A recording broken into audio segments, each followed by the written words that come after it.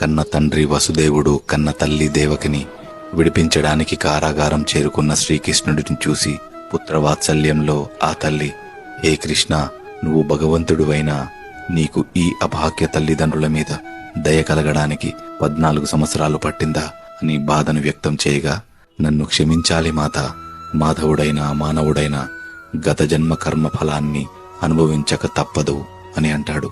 కృష్ణ, దేవుడువైన నీకు గత జన్మ కర్మ ఏముంటుంది నాయనా అని తల్లి అడగగా, లేదు తల్లి, నాకు కాదు మీకు. గత జన్మలో మీరు నా పినతల్లి దశరథుడు భార్య కైకేయి 14 సంవత్సరాలు నేను నా కన్న వాళ్లకు దూరం అవడానికి మీరే కారణమయ్యారు.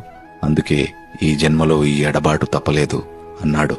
అయ్యో కృష్ణ, నేను ఎంత దౌర్భాగ్యురాలిని, ఆ అదృష్టం తల్లి యశోదకెలా లభించింది అని అడుగుతుంది. ఈనాటి నా తల్లి యశోదనే ఆనాటి నా కన్న తల్లి కౌశల్య.